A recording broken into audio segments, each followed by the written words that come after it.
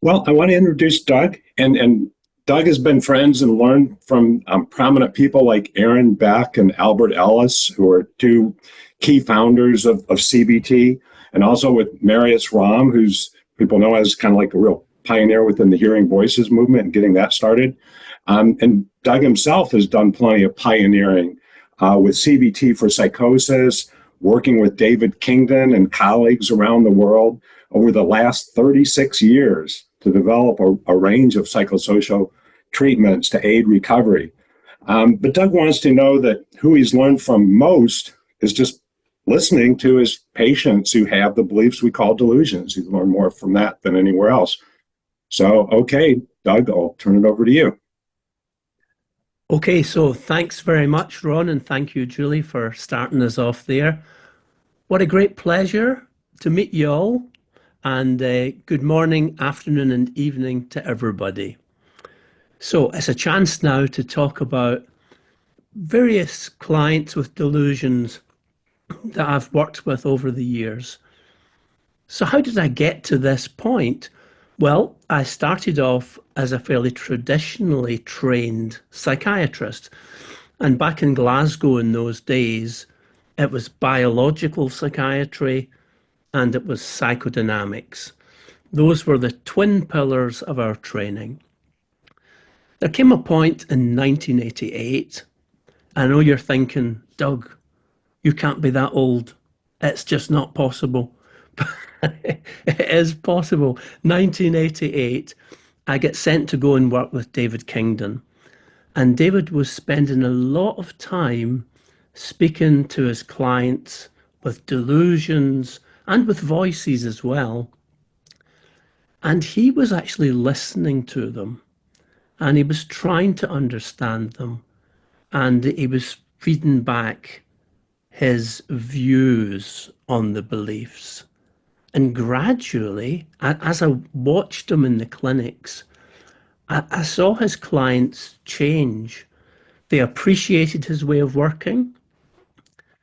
They started to become less distressed by the delusional beliefs and started to move into various recovery trajectories.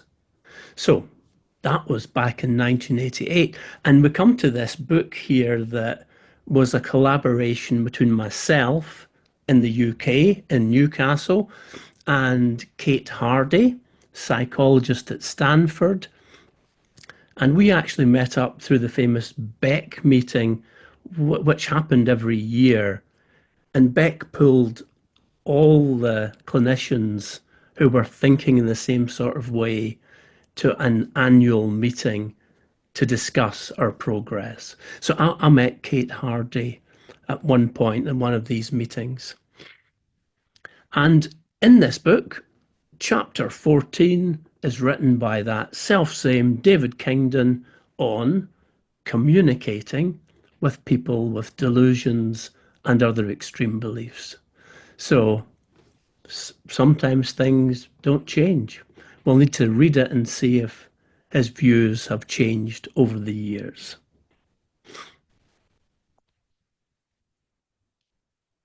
Okay, let me try and move on here. There we are. So this is one of the main lessons I've learned over the years. You maybe don't need to stay for the rest of the webinar after we think about this one. A delusion looks closed. It's like a crusty, walled off belief. And it's kind of hard to know how to approach the person with the delusion. But once you realize that that delusion is about something, it is meaningful, it has its roots in that person's life history, then you can start to approach that oyster knowing that there's a pearl inside, and your job is to work with that client like David Kingdon used to do and move towards that pearl. And once you find that pearl of truth, you can both talk about it. And the delusion can start to recede a bit. So that is one of the main messages of today. Now, I'm going to be talking about a number of different clients I've worked with delusions over the years of my career, but I have disguised them so nobody can be recognized from the delusional belief that I describe. So, one of the big points of my training was Jaspers. Now, Jaspers was the great phenomenologist. He described mental phenomena in a very clear way. You might argue in a dichotomous way. Jaspers knew what a delusion was. But the more clients I've met over the years, the less sure I have been about what a delusion actually is. So, Jasper said delusions are fixed, false beliefs. They're out of keeping with a person's cultural background. They're held in spite of evidence to the contrary, and they are not amenable to reason. Now, that's a very dichotomous statement. And because of that, psychiatrists and I think nurses and many mental health professionals concluded that you could not talk to the person with the delusion. Jaspers said it wasn't allowed. So let's look at this bit of research by my colleague Wico van Murick. And we thought that delusions weren't fixed. We thought they fluctuated in their intensity. So we're measuring the intensity of the delusion week by week without changing any of the treatment. And what you see is that delusions are not fixed. They fluctuate. If you look at the fluctuation over time, it explains what many mental health professionals and families know, that one day, like if you look at the blue line here, week number 4, massively high conviction.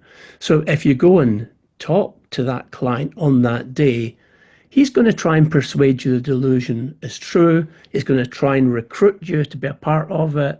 He's maybe going to be quite agitated about it.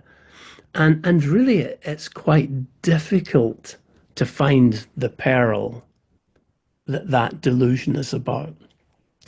But if we come a bit further down and we see this chap at week 6, the delusion's conviction has fallen a bit. And at that point, we might be able to ask, hey, how did all this start? What was going on in your life at that time when this big change happened? And we might be able to find that pearl of truth. So I think Jaspers was deluded about delusions. They're not fixed. Are they out of keeping with culture? Well, as far as I can see, culture is always changing. What, 20, 30 years ago, if you said you've been abducted by aliens, that would be a delusion. I'm not sure it's a delusion anymore. It's probably an extreme belief that's worth talking about, but culture's changed, so you couldn't call it a delusion. When people form delusional beliefs, do they consider the evidence? They don't. We jump into delusional knowing. So one of the great things we can do is just present little pieces of evidence about the delusion and let that bit of evidence be absorbed into the delusional belief. So it seems Jaspers was wrong about that as well. And are they amenable to reason? Well, David Kingdon showed me that if you were listening and reasoning sensibly, they could move with reason.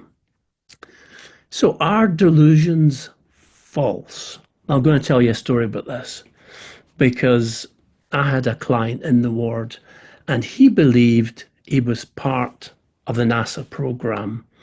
And he used to spend time writing mathematical equations on the walls of his room. I went in to see him one day and he said to me, "You don't believe me, do you?" I said, "Well, it's not that I don't believe you. I just don't understand these equations that you're doing." He said he was working on string theory. He said, "I'm going to send you something from NASA and you'll get it in about 2 weeks' time." So I kind of forgot about it, went on about life. 2 weeks later, there's a parcel has come through for you. It's from Florida and it's got a NASA postmark on it. So my secretary came in to see me and she said, "I see you've got something from Florida. What actually is it?" So I opened it up and it was a framed picture of the lunar module on the moon's surface with an astronaut standing beside it. And there was an inscription on it which said, "Hi, Doug, you're doing A-OK. Keep up the good work. Yours, Buzz Aldrin." The delusion was true. Oh, this was a bad day for me. And I thought, right, I'm going to face this. I'm going up to the ward. And as I went up the stairs to the ward, I was carrying my Buzz Aldrin inscribed photograph, and I could hear the commotion on the ward. They all knew what had happened. They all knew that this delusion was at least partly true. And I thought, I'm going to get roasted in this ward. So when I went up into the ward, there was a cheer, there was clapping, there was people shaking hands. And I thought, right, I'm just going to hold it. And I held that photograph above my head and I walked down to his room and thanked him for sending me that. Turned out he had been communicating with NASA, and in his younger years, he was a good mathematician at university, and they were interested in him. But as time had gone by, his ideas had become more extreme and didn't seem to join up quite as well. So the delusion was at least partly true. And now I'm always looking to see just how much truth is there in this delusion. I went into his room and said, "Have you sent all these mathematical equations over to NASA then?" And he said, "No, this is absolutely fresh. I've just done this today." So I said, "Right, can we take a photograph of it and I'll send it to the university and get an opinion on it?" And he said, "At last, now you're talking to me. That's the best idea you've had in the last month." Now, the physics feedback was that there was some really good mathematics in there, but it wasn't quite joining up. I'm waiting for the day, though, when a Nobel Prize gets announced for an unknown physicist from the UK who has just cracked it. He has just done a mathematical model for string theory. That would be the ultimate roast. I learned so much from him. There's more to say about him. We could come back to that in the Q&A if you like.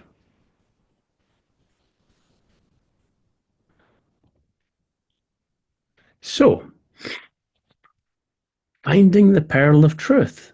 With that chap on the ward, I certainly found the pearl of truth. It was a massive learning experience for me. But there's different pathways into delusion. And the book that we've written is about these different pathways into delusion and what the best strategies are to help find the pearl. What about drug-induced delusions? Very common these days, often triggered by cannabis, amphetamine. Obviously, cannabis much stronger now.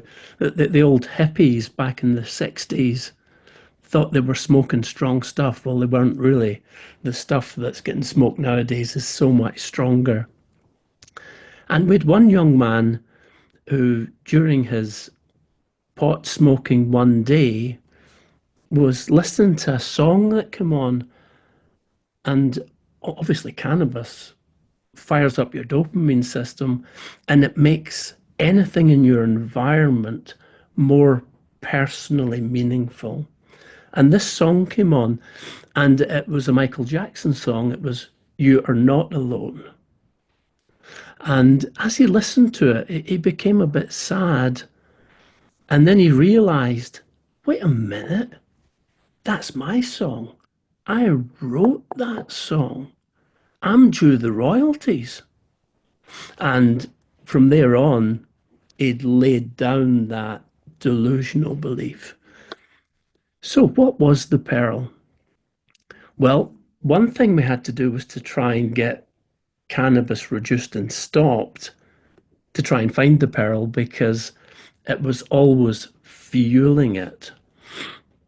Once we managed that, we asked the question, when did you first think about or appreciate that song? And he said, oh, I wrote it. I think I told you that I wrote it. I wrote it when I dropped out of university and started smoking cannabis. And I said, oh, that's interesting. Why did you drop out? And I said, well, I wasn't happy there. And I don't want to talk about what else happened, but me and my girlfriend, we fell out and the relationship broke down. And that's when I wrote that song. So, underneath this drug-induced psychosis, this drug-induced delusion, was relationship breakdown and drop out of university. That is where we had to work, and we had to use motivational techniques to try and help him not use cannabis for long enough that we could work with the peril at the heart of the delusion. And there's a lot of those delusions out there in clinical practice, but there's always a reason. It's always meaningful. What about traumatic delusions? Now, the thing to say here is that when there's an underlying childhood trauma and an adult delusion, there's been a straw that broke the camel's back. There's been another trauma that's triggered it. And the trauma that was lying dormant then breaks into a psychosis. So I had one client who was refusing to switch the light off. She lived in her room with the light on all the time. She said, if I switch the light off, skeletons will attack me. It's an unusual delusion, isn't it? And if she ever left her accommodation, she felt that the police were going to follow her and try and arrest her and put her in jail. So, again, a similar sort of question. When was it in your life that you first started having this fear of skeletons and feeling that you might have done something wrong? And she said, oh, that goes way back. That goes way back to the babysitter. I had a childminder. I was only 5 or 6 years of age.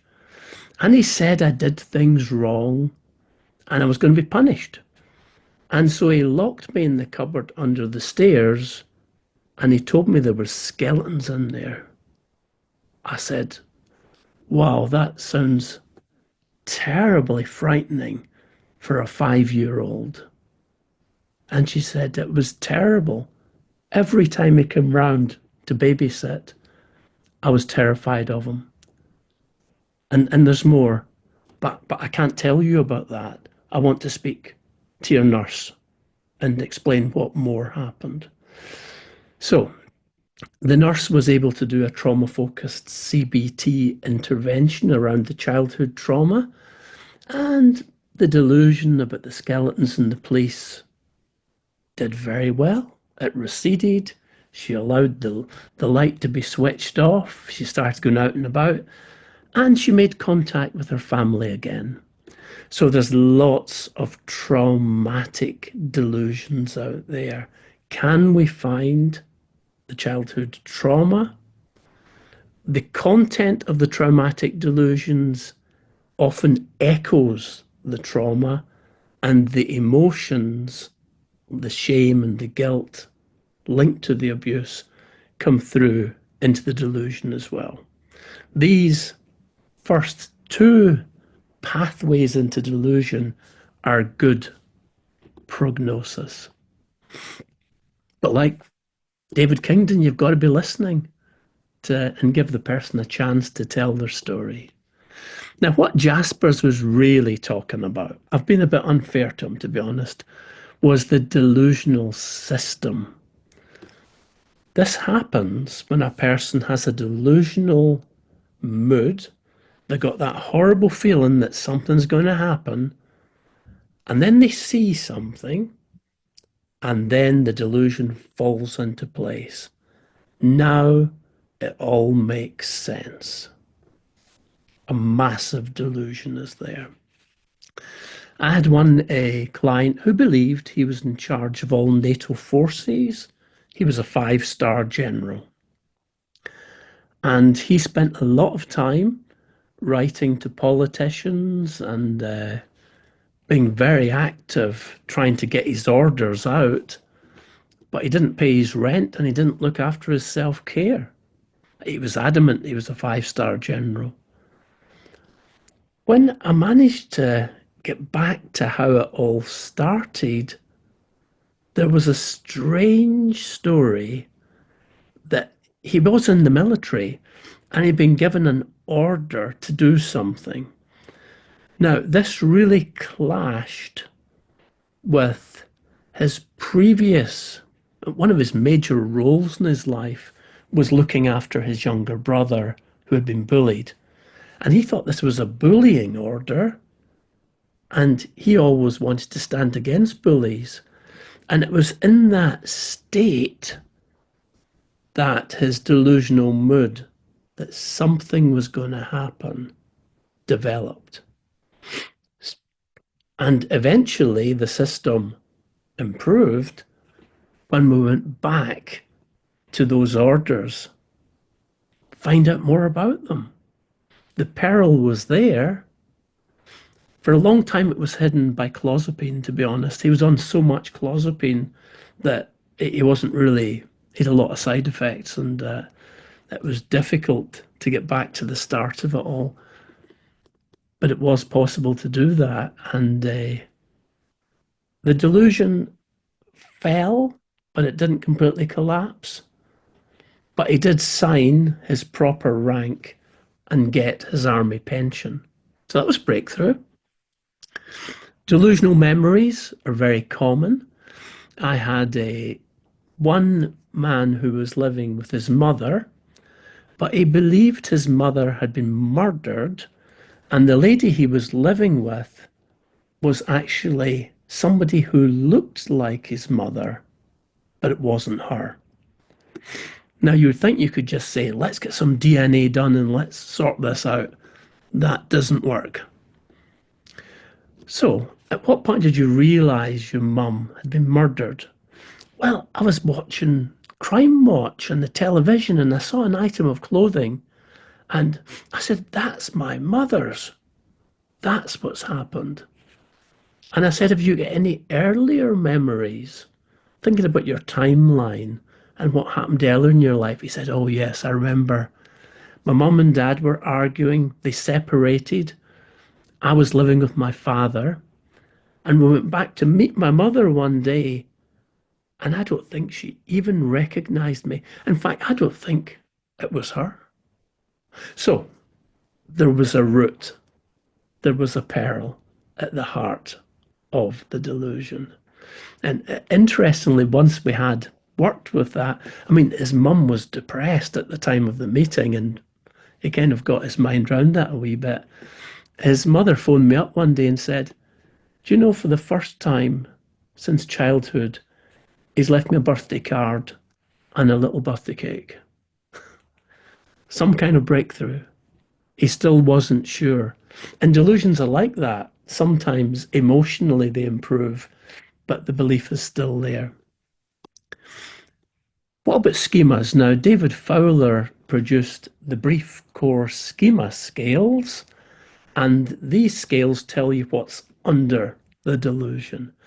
And the most common schemas or core beliefs under persecutory paranoia are the belief I am unloved and the world is dangerous. So if you have that belief structure, and often it comes about through neglect or maybe physical abuse, you're prone to develop paranoia later in life. And sometimes it's important to work at that level under the belief. Now, what about conflict? I mean, this was the old psychodynamic idea, was that conflict was at the heart of delusion. And it would seem that conflicts can be at the heart of delusion, but maybe not in a classical analytical formulation. So we had one case where a man was running his business, he was due to be married, things were going well in life. The next thing that happened is his business partner and his fiancée have run off together. They've taken the money out of the business and it's folded. And he's left high and dry. Now, that's a devastating life event for anybody. But for him, he was really conflicted. On the one hand, he wanted to punish both of them for what they'd done. On the other hand, he wanted the business back, he wanted to set it up again, and he wanted to forgive his fiancée and have her back. He wanted to punish and he wanted to forgive. That is a conflict. And in that setting of conflict, a delusion emerged. And he came to believe that he was a religious figure who was going to put right all the wrongs that happened in the world. So it was a religious delusion that emerged from the conflict. So the peril might be a conflict. Now, aren't delusions fascinating? They're absolutely amazing. But it's important we don't miss delusions that are caused by brain problems. So we had one case in the ward where this man was misidentifying everybody. He thought the nurse was his ex-wife. He thought I worked for a drug cartel, which is funny. He just was misidentifying. And I got one of my colleagues who is a neuropsychiatrist to come and see him. And my colleague said, "Is it not about time that you did some investigations here?" I thought, that's a good point. Sometimes we miss organic delusions. And in actual fact, he had a lesion in his parietal lobe. And that's very often where misidentifications are located. So that obviously changed our direction of treatment totally. So it's a peril of truth in that case, but it's organic. Mood-driven delusions. Now, these are interesting. Cotard's syndrome is the delusion that your soul, your heart, your brain have disappeared. They've just gone. The mood is so severely depressed that you start to believe you don't exist. Now, that syndrome responds dramatically to certain physical types of treatment, particularly transcranial magnetic stimulation or ECT, as in the older approach. And that kind of delusion will lift and recover. But there is a pearl of truth, and that is the losses that preceded the depression. So the pearl in these cases are the losses. Conspiracy theories, there's so many of these, aren't there, in the world these days? So you're telling me that Apollo 11 went to the moon in 1969? Not sure that I believe that. I've got the photograph actually, and I know that it's true. A lot of people don't believe it because the moon is a quarter of a million miles away. And there's bits of evidence when you actually look at all the evidence. I mean, I don't know if you saw the interview with the astronauts. They dropped into the Pacific. They had a shower. They put them into an interview. And what you would have expected would have been they'd all been high five and really high spirits. The greatest mission of exploration that had ever been done. But no, they were actually quite flat and depressed. And for a while I thought they were never at the moon. And more recently, I'm thinking about it again. They were on a life-threatening mission. These guys could have died. They were probably traumatized. They were probably in shock sitting there at that interview. And maybe that's evidence that they did go. So what I'm really arguing is for conspiracy theories, we need to look at all the evidence. And we're trying to help somebody. We give them lots of pearls of evidence and we discuss them together. Now, cultural beliefs and delusions are very important. I had one client who said she was possessed by a jinn. Now, I didn't know what that meant, so I had to, with consent, go and ask one of the elders. It was a Muslim young lady. And he said, oh, yeah, that happens. You better speak to the imam. So I went and found the imam, and he said, I tell you what, let me speak to her first. And then, if need be, I'll bring you back in. Now, as long as the risk levels are okay, that is a good way to do it. Get the cultural assessments done first, and then bring in the cognitive behavioral therapy and the other interventions. Okay, so befriending. I always start with befriending. I'm trying to befriend the audience now. And that is the way I approach every client I meet with a delusion. I'm trying to be respectful and understand where they're coming from. But I'm trying to be myself as well so that we can find some kind of improved respect and some kind of rapport to allow us to work together. Now, befriending is actually a really useful technique.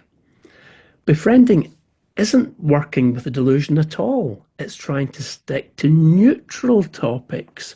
You try and keep the conversation going. It's small talk.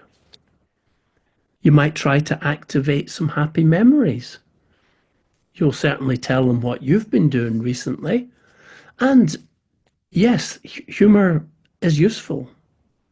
I had a patient that I met fairly recently. I treated him about 20 years ago. And what he said to me was, he said, do you remember me? I said, oh, yes, I do. Hey, you're looking great. And he says, yeah, I'm doing great. Do you know, I always remember that joke you told me about Captain Kirk and Star Trek. I couldn't even remember it. He said that was the funniest joke, and I've been laughing about it off and on ever since. I said, can you remember any of the CBT we did? I said, no, I can't remember any CBT. But that joke, that stuck with me. humor is very useful, but obviously needs to be used sensitively. Now, between confrontation and collusion, which both make delusions worse, there is the tightrope of asking curious questions and seeing what information we can find out. And that's what happens in befriending. So, befriending is emotionally neutral. You would see somebody fairly regularly. You don't stay out with your welcome. And it should be a positive experience. That's the plan. So that hopefully the person with the delusion is actually looking forward to seeing you next time. But when befriending was tested, it's turned out to be an evidence-based treatment. It treats depression as long as it's not too severe. It treats low self-esteem. And we used it in a study against cognitive behavioral therapy, and we were devastated by the results because befriending was as good as CBT. 20 sessions of befriending was fantastic. What we hadn't worked out was that when the befriending stopped, the clients started to deteriorate. They were grieving the loss of the befriender. And one of my therapists came to me and said, "You got this all wrong. You got to run the trial again. Give them 20 sessions of befriending and then do the CBT, and you will get fantastic results." Now, one of my students did an analysis of the results and found that befriending really helped some people with delusions. I couldn't understand it. Why was it helping? And on listening to the session recordings, what was happening here was that clients with delusions were developing enough trust that they would say at some point, "Is it okay if I tell you something?" And they would disclose, I don't know, bullying in the workplace, something that had happened. And the befriender had to sit and let them process that disclosure. And as that happened, the delusions improved. So, befriending is not to be sneered at. And very often I'll retreat into befriending. I'll go to meet somebody who's very deluded. And obviously, we're going nowhere rapidly in our conversation. I'll retreat into befriending and come back another day because delusions fluctuate. Now, as rapport builds with the befriending approach, and there's a bit of mutual trust developing, we can start to do some CBT techniques at the correct pace. Now, what I normally see in supervision is that the techniques are used too fast. They need to be slow, and the key phrase is guided discovery.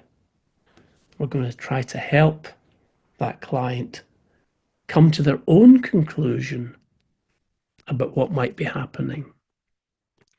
Now, peripheral questions are great. Peripheral questions are questions of fact. So I had one client who said that there was a machine somewhere in the vicinity of the clinic, and that machine was being worked by people who were using it to move his intestines about in his stomach and steal his thoughts. I thought, wow, that's an amazing idea for a machine like that. How often does the machine start to work, or does it ever switch off? What's the pattern to it? And so he was able to tell me it was continuously active. And what kind of power supply? Do you know what its power is? Is it atomic energy or electric? And I wonder how many people would be needed to run that machine. So these are all questions of fact. And I wonder what the machine looks like. I wonder how big it might be. So as we started to explore these areas, he wanted to go and find it because he thought he could find it. And we'd worked out what it looked like. It would have lots of electric, etc., to power it. And we looked for quite a while and we couldn't find what he thought the machine was. Now, what happened next was fascinating because he had a panic attack. And I said to him, well, after I'd got him calmed down and got his breathing sorted out a bit, I said to him, what kind of thoughts are going through your mind just now? And he said, I think I'm going mad. So when a delusion collapses too quickly, it can be quite a frightening experience. He was able to accept that the ideas of what the machine did was actually somatic anxiety felt in his abdomen, which was a bit like what he felt in the panic attack. So you can ask questions and you can start to test them out, which is fascinating. So peripheral questions I use a lot of. I go from befriending into peripheral questions.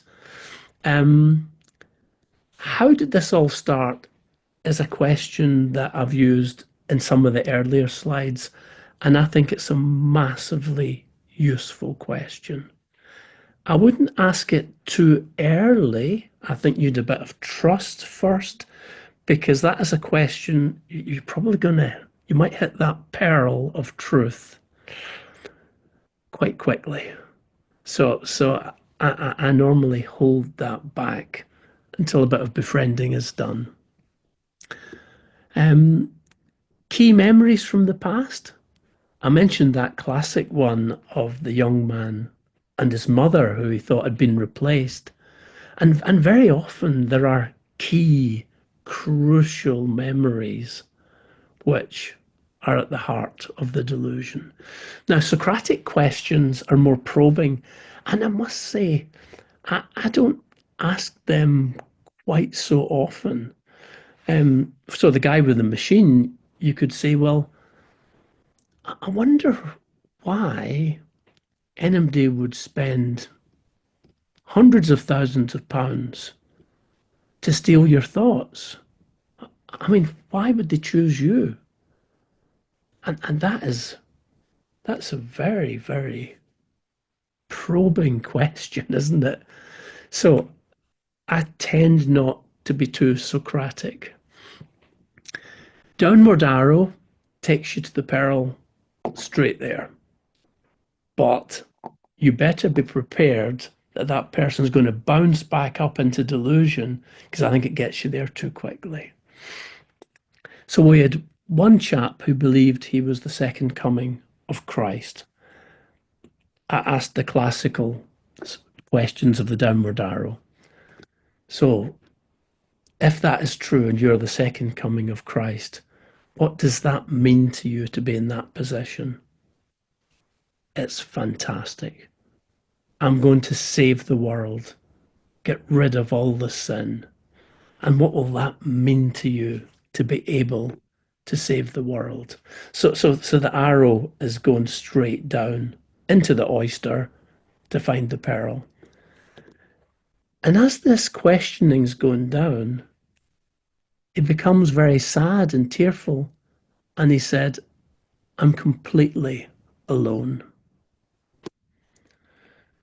So we hit the pearl and it was very painful, but he bounced straight back out of it again and became more deluded and went off and was preaching in the streets. We've mentioned identifying conflict with the five-star general, and that is very useful because if you can identify a conflict, you keep the person on the conflict. So on the one hand, are these orders? What were the orders? Can you tell me what about them? What were you actually asked to do? And then there's a thing about looking after your brother and protecting them, and so you keep their mental focus on the conflict. Now, this is a work that Sarah Tai has taught me all about, and you very often do find that that is the peril. And working with the conflict, the mind itself will resolve it. Now, after we've been asking these questions, I'll very often offer to do some homework. So I'll say, what you're telling me is fascinating here. I'm really interested. I don't fully understand it. Where could I find out more? Is there a website? Is there something I could read? Could you point me in the right direction here? So I think it's a big mistake to ask the client to do the homework. I'm going to model doing the homework and bring the results back. Is there someone from your past who might know more about this? And could we find them? Will they be on social media? Where might they live? Could we get some more information? Very, very useful. We had a one man who wouldn't leave his house because if he climbed on top of his wardrobe, he could see a truck. And he said to me, that truck hasn't moved for the last 3 weeks. There's drug dealers in there. They're waiting for me to go out and they're going to kidnap me. So I'm staying in the house. So I said, well, after I get down from the top of his wardrobe, which is where I had to go to see this truck, I said, what do you think the truck's going to be like? He said, oh, it's going to be a new truck. It won't have any identification plates on it, and there'll be somebody in it. So I said, would it be safe for me to go and look at the truck, take some pictures, bring them back to you? And he thought about it and said, okay, but don't go alone. So I took somebody with me and we went to see the truck. Now, the truck had no wheels. It was up on bricks. Somebody had stolen the wheels off the truck. So I took pictures. Now, it's important when you're taking pictures like that, always have your identification badge because somebody might come out and say, hey, why are you taking pictures of my truck? And you've got to be able to explain, look, I'm from the hospital and I'm trying to explain to one of my clients about it. So he was delighted to see these pictures of the truck and he started going out. So befriending, curious questioning, a bit of reality testing, fantastic. Experts are very useful. And it's good to know some experts. Would you like to speak to somebody who knows more about computers? I don't know that much about it. Would you like to speak to the police? You say there's a threat in the area. So I have somebody in the police that I do lectures for them from time to time on the deal that my clients can phone them up and they'll give them 10 minutes. I've also got a contact in NASA who I should have used before I get roasted with the photograph. So we can find experts. And very often the clients with delusions will listen to an expert when they won't listen to you. What about a coping strategy? I can see how anxious you are, how angry you are. Could we work up a coping strategy to take the edge off your feelings? That might help you feel safer. And we've got the list of 50 coping strategies. And it's really important that the person chooses the coping strategy that suits them, that they're interested in, because most of them just don't get used. But if you choose one you're interested in, it's more likely to be successful. Dan Freeman has also taught us how to reduce the worry and the rumination which invest delusions. And if you can help that client understand that they're so worried that they're not going to be able to be effective in looking after themselves, then they might accept that reducing the worry is a reasonable strategy. And Dan Freeman has showed that reducing worry and rumination can allow these other techniques to start to work. So we then want to generate some other alternative explanations about the truck up in the wheels, about all these other ones. And as always in cognitive behavioral therapy, I really want the client to come up with the alternative explanation. So I'll ask questions. Could it be something else? Any thoughts about what it might be? And hopefully they'll come up with something, because something the client comes up with is going to be more acceptable than something you come up with.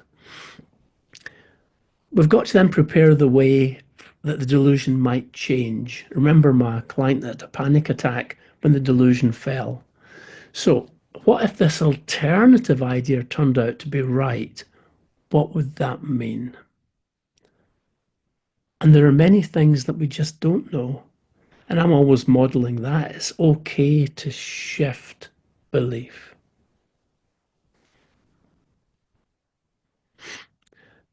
Now, the brief core schema scale shows what's under, where the peril is in the depths under the delusion. We've mentioned I am unloved and the world is dangerous has been a core schema for many paranoid people. And we can use classic techniques to work with those schemas. And I don't really have too much time to go into this in a lot of detail, but very often what people are doing is they're disqualifying nurturing relationships. So you say to them, look, show me an old picture of your family or your friends at school and tell me a bit about these people. Oh, yeah, that was my uncle. Oh, he was really good to me, to be honest. He took me to play golf. He was interested in me. So that there is somebody there who loved you. So that is a good way in to break up this unlovability schema. I've mentioned Saratai's work on goal conflict, which I have found can help you make progress with even the most resistant delusions. I'm accelerating just slightly here because I'm running out of time and I want you to have time to ask questions or discuss things. So why do conspiracy theories happen? Well, they start off with a seed of interest. Now, I've always been interested in the Loch Ness Monster. I don't know if any of you know anything about Loch Ness Monster, but they say there is a dinosaur in a loch in Scotland, Loch Ness, and they say it's a plesiosaur, and apparently there's a whole family of them in the loch. Now, so if I'm interested in that and I put it into a search engine, what it will do is it will bring me up sightings. It'll say, oh yes, the Loch Ness Monster was seen twice last month and once the previous month, and somebody got frightened when they saw it. And so it sends you affirmative information. You don't get the negative evidence. And there's really strong negative evidence. First of all, there's no food in the loch for the plesiosaurs to eat. There's not enough food, it's just not possible. The second thing is the shape of the loch. It's very, very deep with steep sides, means that when a wave starts, it causes some quite strange wave formations moving down the centre of the loch. And these have been misunderstood to be the Loch Ness Monster. Now, if you got all the evidence, you would think, oh, that maybe it's not there. I'm not going to book 6 months up in Loch Ness to try and find the monster. Because the problem with these conspiracy theories is they lead to action. people getting the more and more affirmative information end up acting on it, and this is dangerous. So when we're working with somebody with a conspiracy theory, we want to access as much of the breadth of evidence as we can and explore it together. With guided discovery, one or both of us might change your opinions. So, we'll be speaking a lot about the various delusions. What happens over time? Well, some of the drug-induced and traumatic delusions do very substantially fade when the peril of truth is worked with. The big delusional systems are often still believed, and they're just less hot. They're interfering less with life. So my chap that's a 5-star general, he's a 5-star general now who plays cards. He does his shopping. He goes for nice walks. He's not doing the delusion-driven activities which he used to do. Risk is less, and for me, that's recovery from one of those really big delusions. How many sessions do we need? I would say it's how long is a piece of string. It is very variable.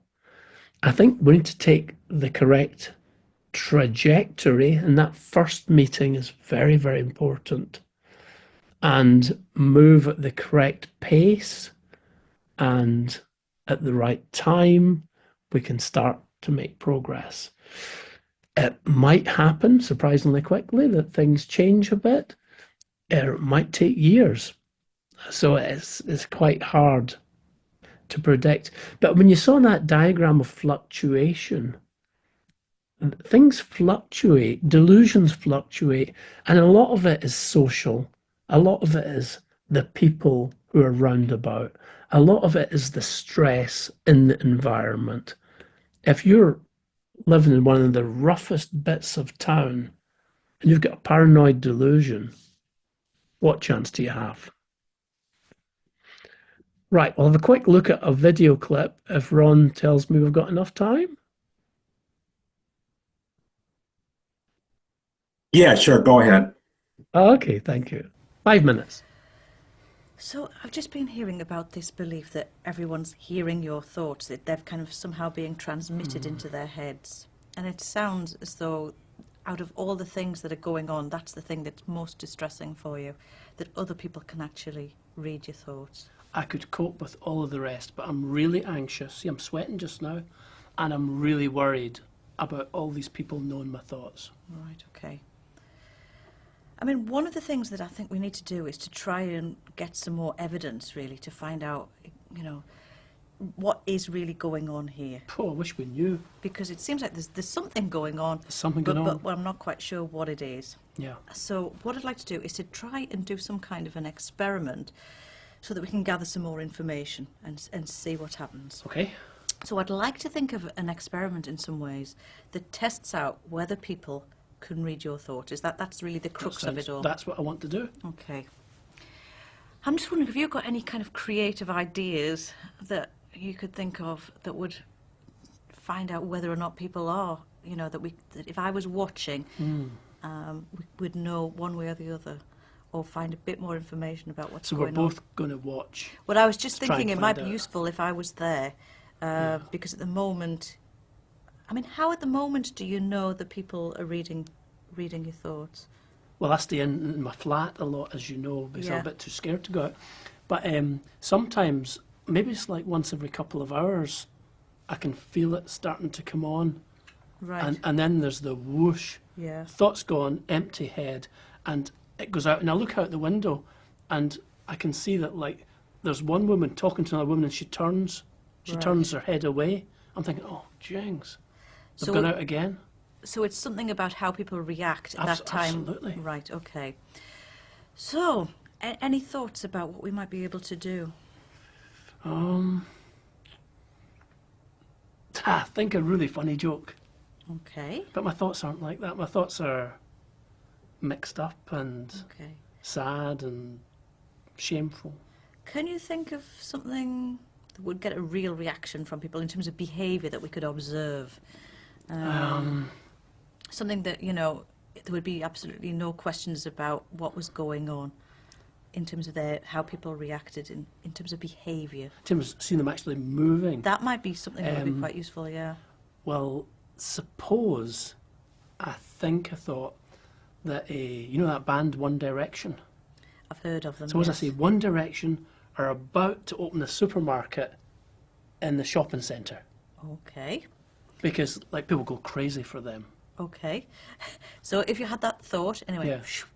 Yeah. what would we expect to see? Well, I think some people will be disgusted because they don't like them. Right. But lots of people will be running to the supermarket, Okay. I think. Right. So if I was with you and I said, right, you need to keep having that thought, Yeah. we would see people running towards the supermarket. You would definitely see some of the younger end of the market running. Okay, then. Okay, so that would prove that that people were actually getting It that would. thought. Yeah, it would. Okay, if we were in that situation and people didn't start running, what do you think that would mean? Might mean they don't like One Direction. Might mean they didn't pick it up. Right, Might mean they're preoccupied with their own thoughts. I don't know. right. Because I'm just wondering, if we're going to set this up as an experiment, we've got to think about how we're going to interpret the results when we see them. So I suppose that's one thing. It needs to be something that we're pretty convinced that if we don't get a result, Yeah. there's a good chance it means they're not picking up your thoughts, if you know what I mean. It needs to be something bigger than this One Direction thing, doesn't it? I just Like wonder. maybe some kind of super sale. Okay. Things are cut to 20% of their proper price. Okay. Really Right. nice furniture and clothes and stuff. Right. Okay. And what would happen if people didn't run when they got that thought? What would that mean? Well, I suppose that I'd start to wonder if the thoughts were going to them. Okay. So it might make you wonder whether or not it was happening or not. Yeah. Okay, because it Yeah, needs to be a just- valid experiment. I suppose that's what I'm Yeah. trying to get at. It's no good setting up an experiment if it doesn't really give us any more information. But if it's not going to them, where are they going? Well, perhaps that's the next thing to think about. So first of all, is it going to the other folks? Okay. And then the next bit is, well, if it's not, because we don't know, it might be that everyone starts running through the shopping centre at They this might. stage, in which case we're going to have to deal with that.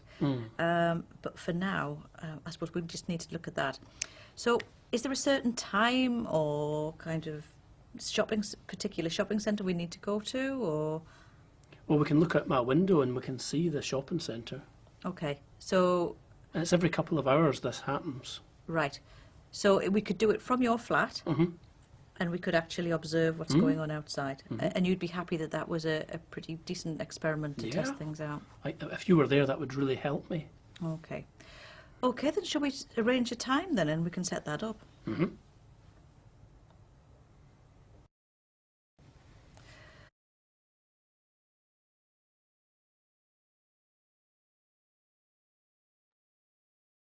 And Doug, you're muted, so I think you have to unmute yourself.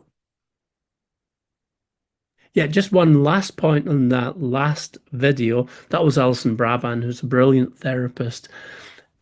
Delusions of thought possession, what is underneath them is often the intrusive thoughts of OCD. So that was what was the peril. He mentioned it there. My thoughts are shameful. Okay. Yeah. All right. Well, yeah. So if you're done with the slides, maybe you could stop the share and then we'll get into some questions. Does that sound good? Sounds good. Yeah. So someone asked about the Truman Show. Do you have any comments on that? Truman Show delusions, or if that's getting more common, or anything? Thoughts about that? The Truman Show was at one point an incredibly common delusion. I've seen it a bit less frequently, but the idea that you are part of something where everything has been set up, it's just been written by somebody, and it's all false. Less common now, I would say. Great.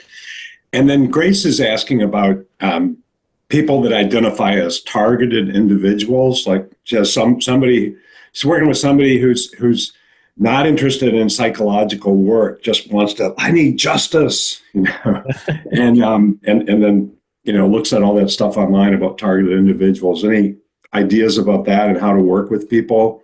So this is somebody who believes that they're going to be the victim of a hit. Is that right? And they want to fight back against it. Well, have you followed the targeted individual movement online? It's like they have websites, they even have conferences, but they believe that the government and people have technology and use it to monitor people and can read their thoughts or make them hear voices. And it's very elaborate, but they support each other in believing this is going on. That's fascinating. And we don't have that in the UK, or I've not heard of it anyway. But this sounds to be like an extreme belief, like a conspiracy theory rather than a delusion. And I think it's a bit like the trip to the moon thing. We need to look at all the evidence there to say, well, if you think that the government is beaming things into your house and manipulating you, let's look at the full range of evidence around your experience there. But when you've got a group of people reinforcing a conspiracy theory, it's all affirmative feedback. They need to see some more evidence, I think. Yeah, that is a tough one, but I'll try to send you some information on it because it is. I mean, it's sort of like, in some ways, it's like the hearing voices movement, and they support each other. But instead of being open to all different kinds of interpretations, they really focus in on these interpretations that are not psychological. And so it is. I understand Grace's difficulties, but yeah, okay. So somebody says their son has copper delusions and at times doesn't believe they're the parents.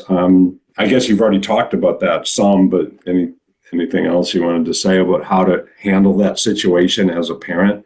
It's really one of the toughest ones for a parent when a loved one says, "You're not my parents," that somebody else says.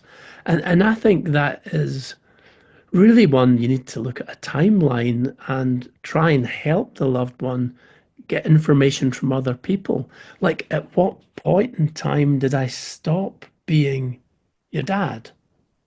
Can you think back as to what was happening then?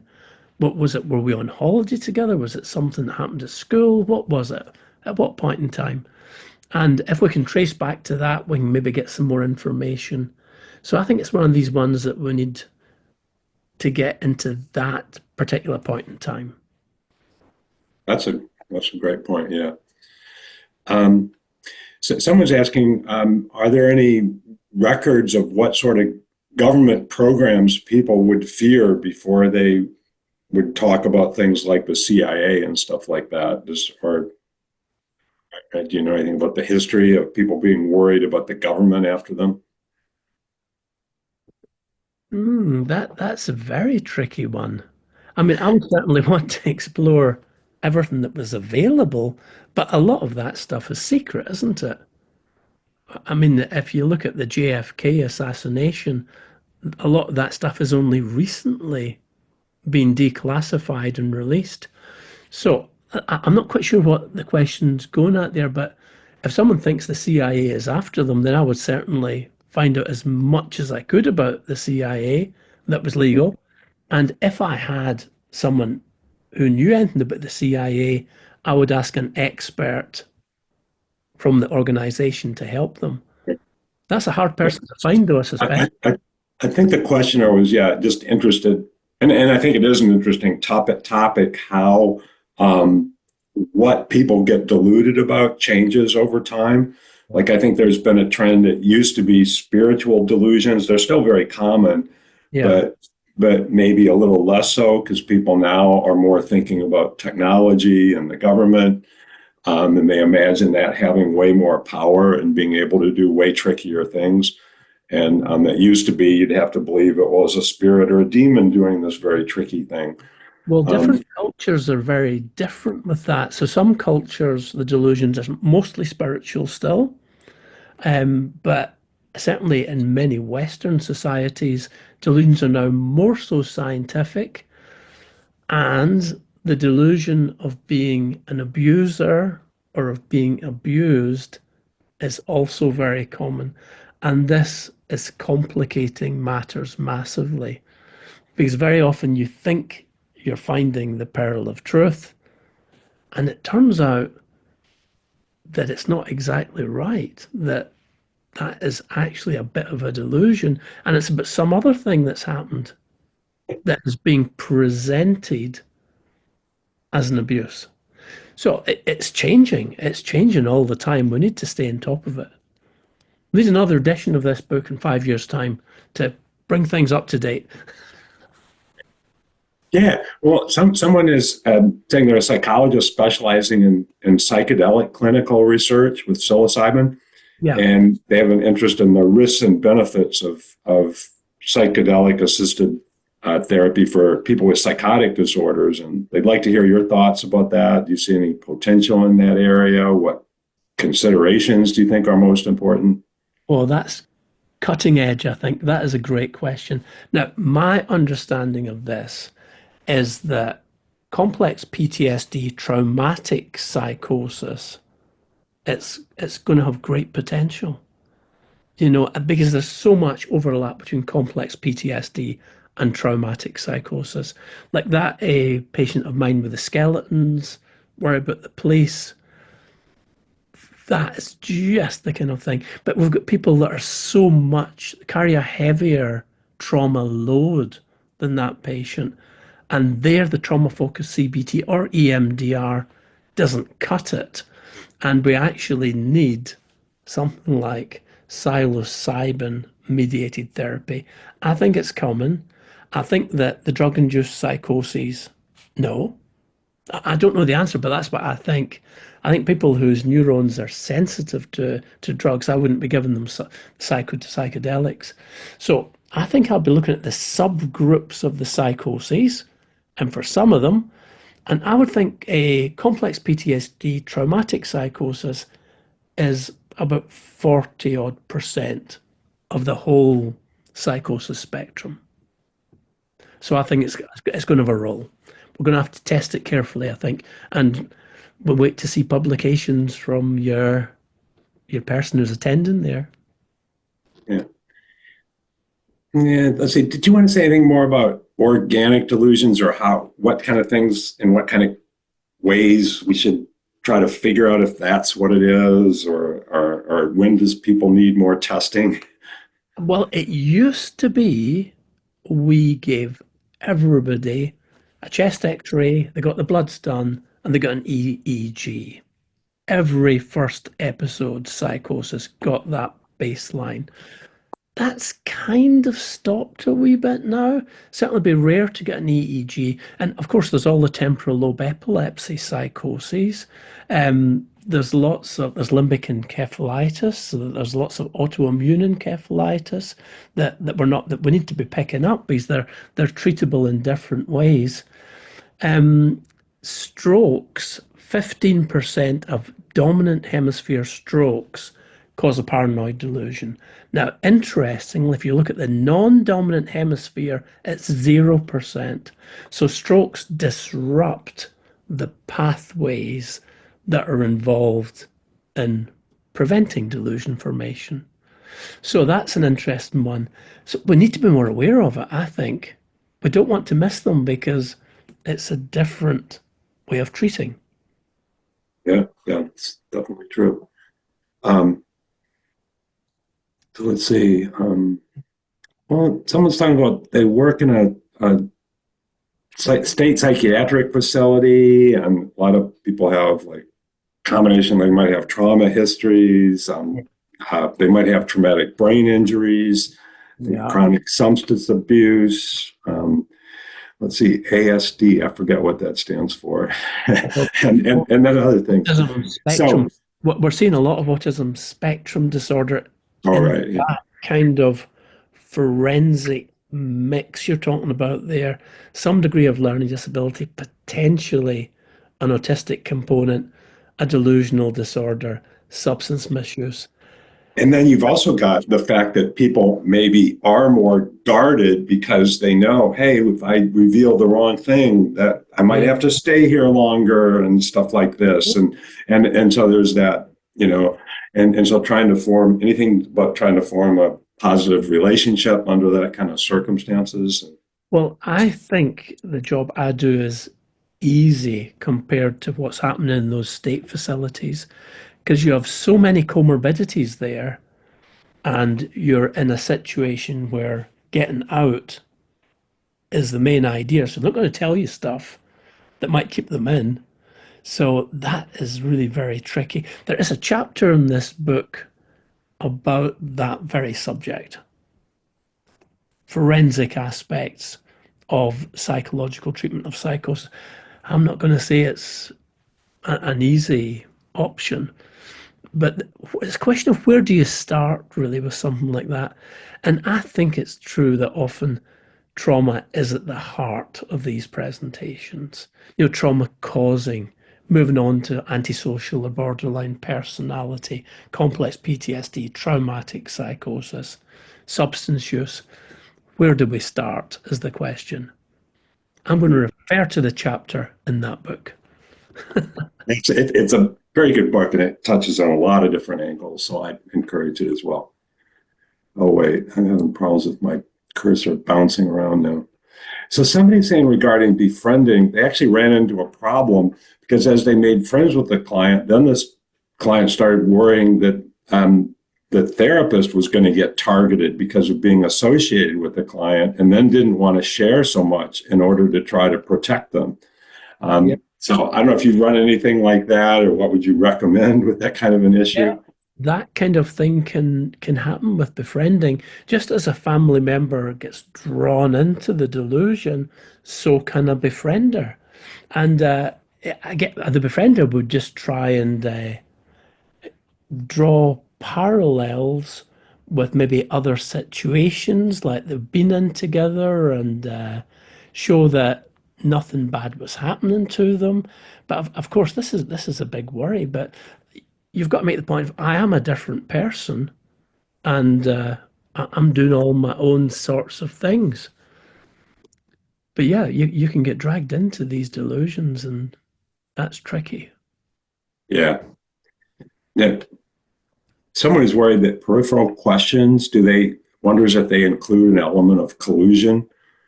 So do you want to say anything about questioning and how to avoid collusion or anything? Yeah, that's a great question because I'm not actually saying to the person, I believe the machine exists. I'm saying, you tell me that's a machine, that's an amazing idea. I don't know much about machines that can do that. But if there were to be a machine doing that, how would it work? How would it actually move your intestines about? And how many staff would be required? So it's how you couch the question. And it's right. If we are seen to be collusive, then the delusion will get stronger. It is a tightrope because all of us waver off the tightrope into a bit of collusion. I've got to correct myself back onto the tightrope and explain to the client what you're trying to ask them about.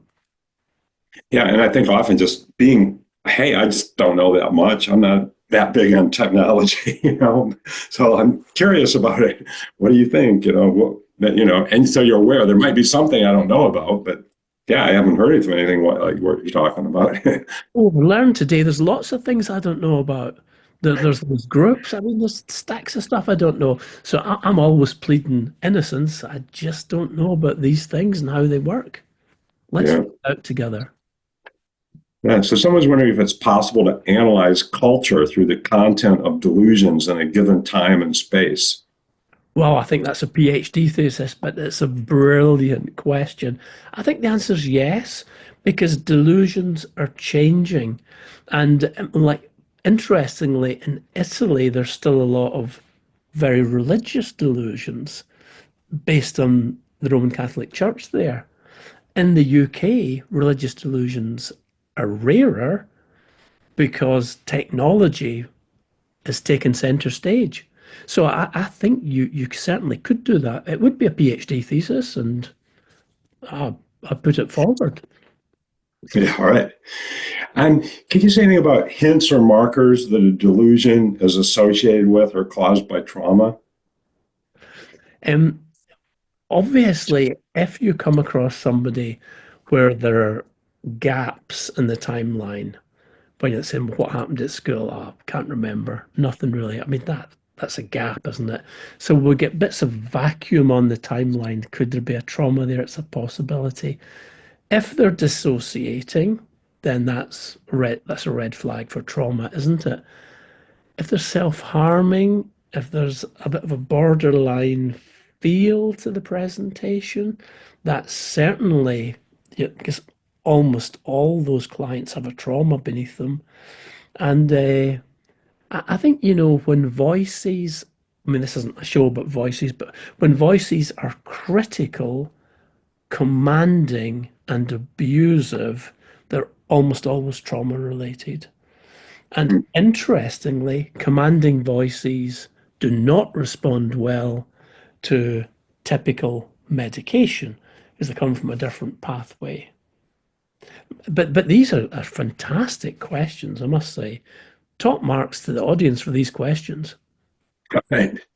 Um, Somebody's curious about the loss of ego and that maybe people can experience when being proven wrong. Do you want to say anything about working with that kind of dimension? Yeah, we've got to be very careful about that because if people have all their eggs in one basket and that basket drops, then they could. I've seen people really feel quite embarrassed and ashamed. So I think the video, how Alison did that was great.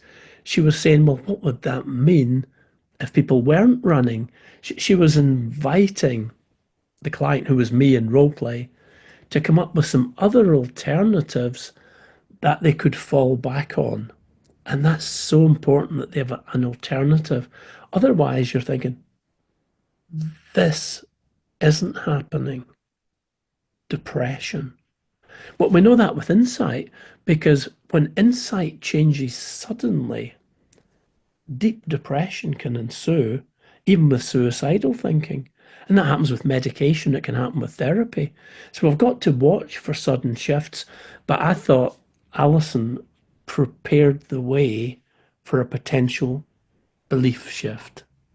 Yeah. And I think often we can spend a lot more time preparing for a shift. Like if Yeah. someone feels they will be nothing without the delusion, you might get curious why they feel so empty and then maybe help them find ways, to have other ways of supporting. I think of it as like a soft landing, creating a possible soft landing.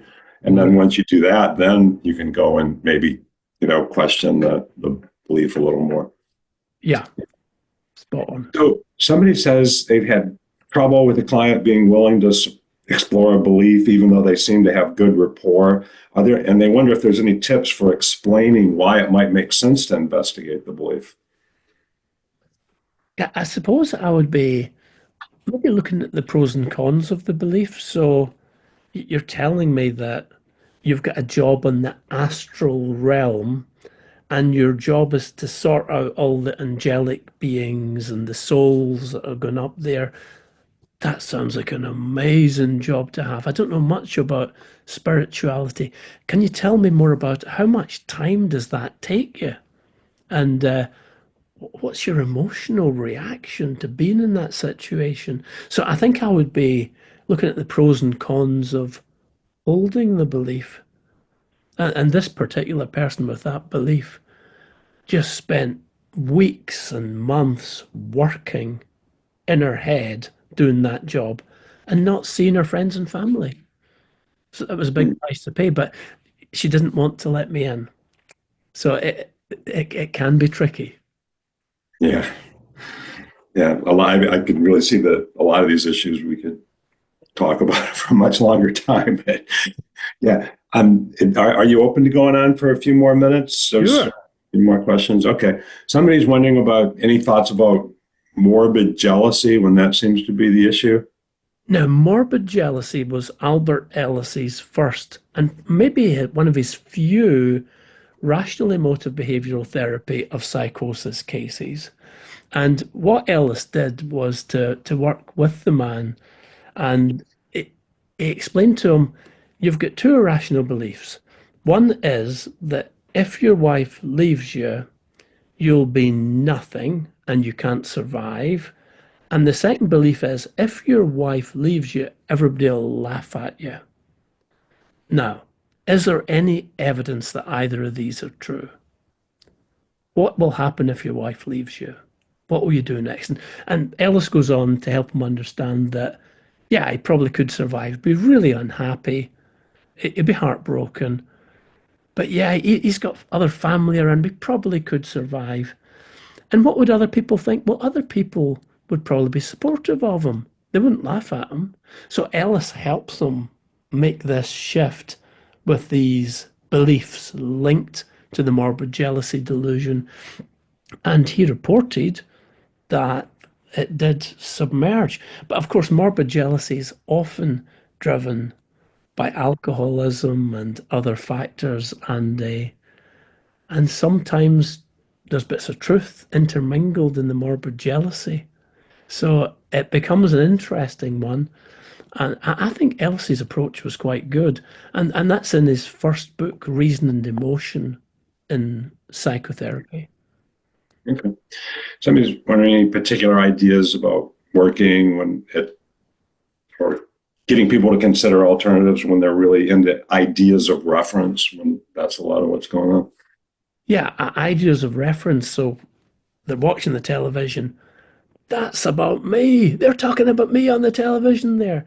And normally what I do with that is I say, is it any particular TV program or channel or personality? Or might it be anything? Because usually it's particular things that they're talking about. And then I'll be saying, could I watch it with you? And maybe come up with some ideas and we can talk together about the content about what this particular presenter is saying. So that's what I normally do with that kind of situation. Yeah. Okay. Somebody's wondering, like, if somebody is seeing people go by and thinking they know them when maybe they don't, anything about what might be going on there or thoughts? Oh, well, there is the possibility that they've got a general paranoia and they're hyper vigilant about everybody. So that's something that's very common. Saying, oh, what's that guy doing? I've not seen him here before. He's obviously casing out the house. So you're just paranoid about everybody. And then there's the other idea about people wearing particular types of clothing. You know, people have got maybe a high vis jacket. Don't trust them. Those guys are working for an undercover organization because of what they're wearing. So I think this is a good one for me to do homework on. So if you stay in that corner over there and I look out your window, I'll tell you what I can see and I'll feed it back to you. Then we can discuss it. Work out alternatives. What's the options? This, of course, was Aaron Beck's first case.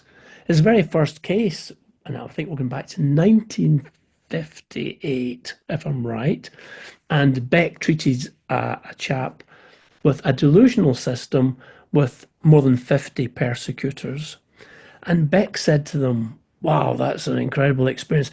Can we start to write down what they actually look like? So Beck asked them to start making notes about these various persecutors. And Beckson asked him, I mean, that seems to be a nurse who is going to visit somebody. Have you got a neighbour down the road who, oh yeah, there's a guy there who gets treatment down there. So what about that nurse? Are you still thinking she's a persecutor? Nah, she's maybe not CIA, maybe not, maybe not. So Beck helped him start to cross people off his list. And as he started to cross them off, he started to get a bit more confident and he paid attention to the details, how people are walking, what they're wearing, started to cross off more and more. And then Beck got to the pearl. He got to what was under it all, and the delusion faded. It's a wonderful case example. 1958. I reminded Beck it was 1958, and he said, "It was not, Doug. It was not. That is far too long ago, and I don't believe it."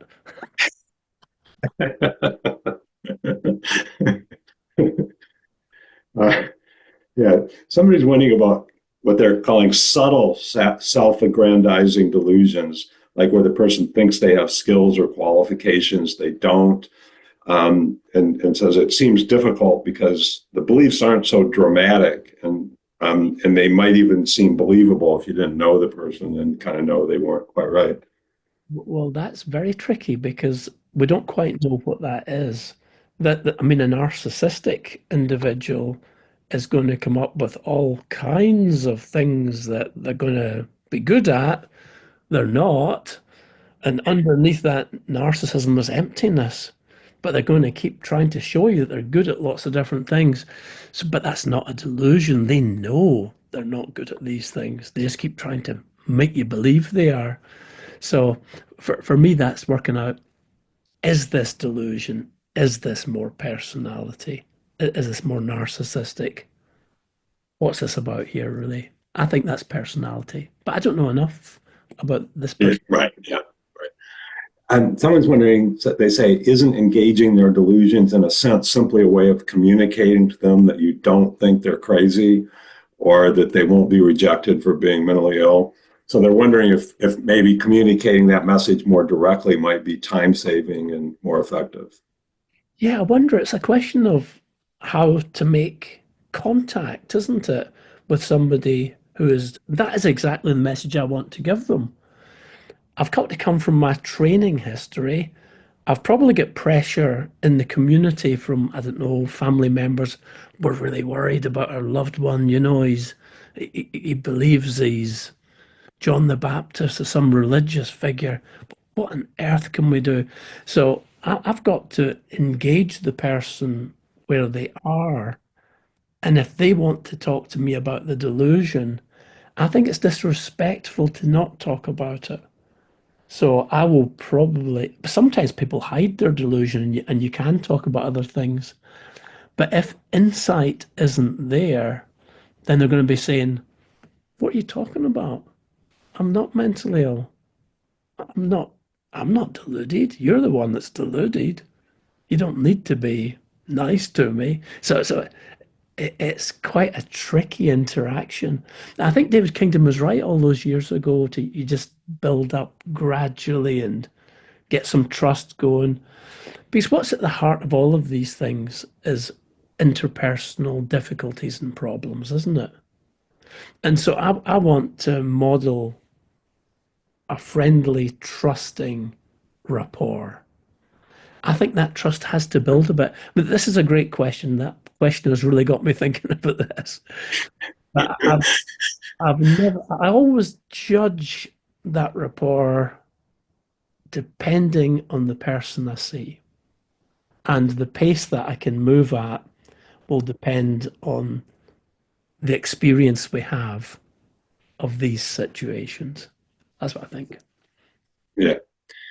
Well, here's a little tricky one. Somebody said they're working with somebody who believes there's a camera in their eye and they're a double agent of both Russia and China. And they occasionally make statements of doom and threat, but the reason for their statements appear to be fear for someone else's safety. And also relevantly, they say they've found a route to discussion with them about a time prior to them hearing voices and having those beliefs. They seem to really struggle with recall on that. So they're wondering if, in your point of view, the onset might have a trauma base, and where do you begin with it? And then they said they started with the downward arrow, and that created more resistance, unfortunately. That makes lots of sense to me.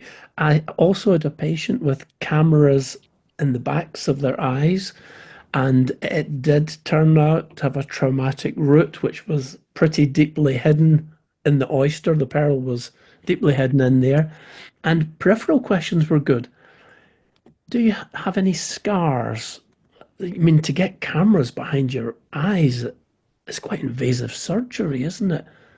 Are there any scars there? How did they actually get them in? So those kind of peripheral questions are quite interesting.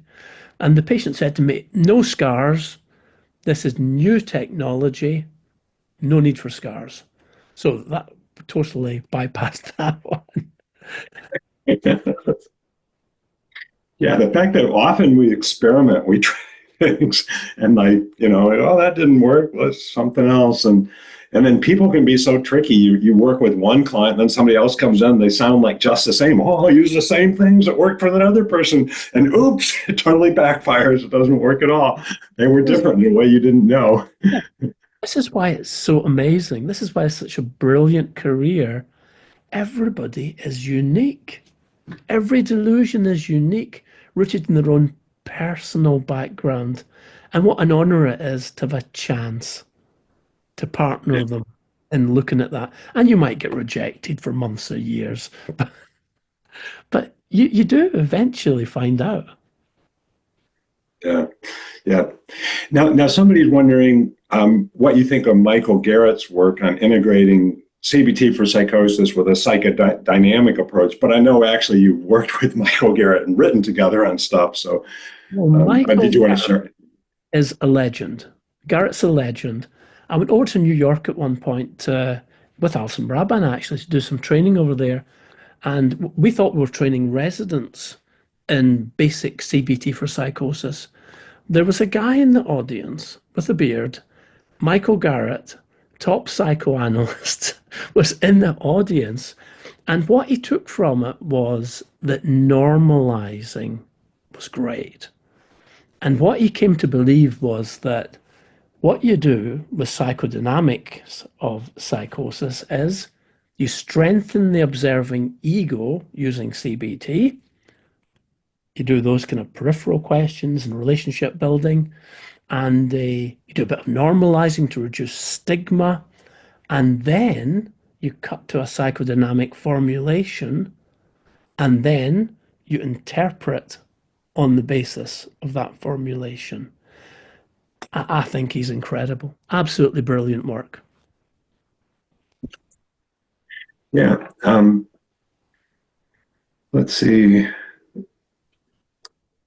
Someone saying they have a 17-year-old daughter who's been diagnosed with schizoaffective disorder and kind of isolated herself, and they're trying to use befriending to just and then help her stay safe and stay in school. But then they say, however, is there a point to address her delusion about saving humanity from extinction by creating cyborgs, and how to go about that? Addressing, what would you say for a family member when they've got somebody with a complex belief like that? It's a fascinating culture syntonic almost belief, isn't it? So that's something that's very rooted in culture, that sort of thing. Saving humanity, we need saving probably. Cyborgs, artificial intelligence, it's kind of bang up to date, that one, isn't it? I mean, I've done a number of webinars for NAMI, and one of them is about delusions. And I think maybe you could circulate the link, Ron, to that series of webinars, which might help families. Obviously, what can families do? They can do the kind of befriending stuff we're talking about, that they can ask curious questions. They can offer to find out more about cyborgs. They would want to know what's happening to their mood. There's very basic things like, are you getting asleep at night time? Because obviously sleep deprivation reinforces all delusional beliefs. What's the mood like? Is there a lot of anxiety there? Can we do something for the anxiety? Is there a coping strategy? So many ideas along CBT informed caring. And I think, Ron, if you could put that link out to those webinars, because there's a lot of ideas there for families. Yeah, I do plan on doing that. Someone's asking to what extent delusions exist at a societal level, and how do we prevent collective delusion from becoming stronger? Fix the world, Doug. Well, this is my grandiose delusion. I'm going to fix them, you know. The, yeah, delusions come and go in society, don't they? Conspiracy beliefs come and go, and sometimes they coalesce around certain figures at certain points in time and can be transformative or dangerous, depending on your opinion. So that's a very, very topical question and fascinating, but political and societal delusions are kind of slightly out with my remit. But yeah, I know what you're talking about, and it totally is true. Yeah. Um, let's see. What curious questions to ask of a man who preaches peace and love and believes people in the weapons industry are after him because he's against their work. So, um, in terms of your peace and love ministry, what is it you're actually doing?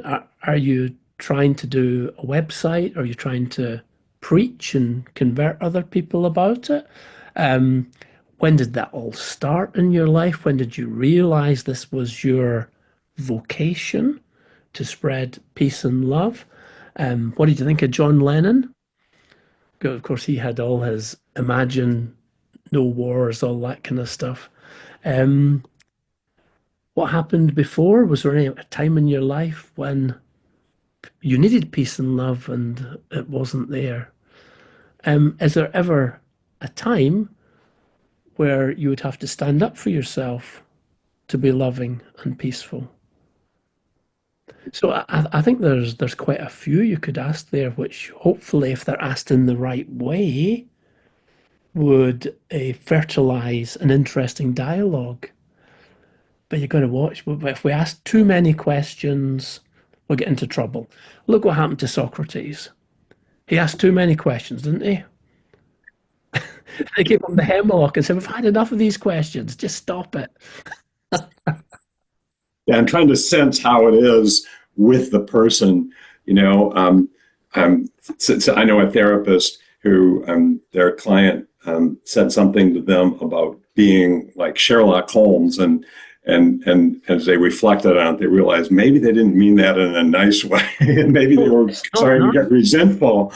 You know, and like, oh, maybe I'm being too much like Sherlock Holmes. Sherlock Holmes is a smart arse. I don't want to be like Sherlock Holmes. He's worked it all out before the discussions happened. He's deduced. He knows the murderer before the program started. Now, Columbo potters about and says, how does that fit with that? And he eventually catches the murderer at a much more sensible pace. Right, good. Yeah. So someone's wondering how to deal with it. Like if the person has the belief that the parent has not died, but rather they were kidnapped by someone, and then I think maybe they're saying the kidnapper communicates with them by the way of a voice they hear, or maybe the parent does. Wow. So it's not that the parent is still there and they believe they've been replaced. They The believe parent has died, but they think the parent's still alive. They think the parent's still alive, and they're getting communication. I'm actually not clear from the question if that's the kidnapper or the parent that's communicating with them. so. I mean, you've just got to wonder if this is a psychotic grief reaction where the parent's voice is still being heard. It is, of course, very common to hear the voice of the loved one, and that could happen for maybe weeks or months. I've often heard that from hearing voices, network people, that you do often hear the voice of a loved one, or you feel a touch, or you feel this, you smell an aftershave or a perfume or something. But that normally recedes as grief is resolved. So I'm just wondering if that could be a psychotic bereavement reaction. But I don't know. I don't have enough information there. It could be there was lots more stuff in the background. Right. Yeah. And I mean, yeah, and as I was just in a teaching yesterday, and somebody was saying in their culture, it's very common to just have communication in your mind with the ancestors and all that. So another question might be like, but in this case, they're believing they're alive, which complicates it all. But yeah, I know, I'm sure we could go on about this, and, you know, each thing that people opened up would be a rich topic. But I think what you did, Doug, is you really showed that there's so many ways of exploring this, and maybe got people interested in reading the book and finding out more. And I will send the link to your family webinars when I send out the recording. I just really want to appreciate you, and ISPS really appreciates you. And yeah, really good luck as you go on with your work, and good luck to everybody that's attending here as you guys keep learning more about how to work with people and talk to people about these kind of things. And thanks for your metaphor about the pearl. I hope we all take that away with us. Thanks very much, Ron. I really appreciate that. It's been great tonight. And Lots of appreciation coming through in the chat. And I also just want to add my thanks. Words like gentle, informative, so helpful. Thanks, Doug. oh, you're so welcome. It's been great tonight. Amazing questions.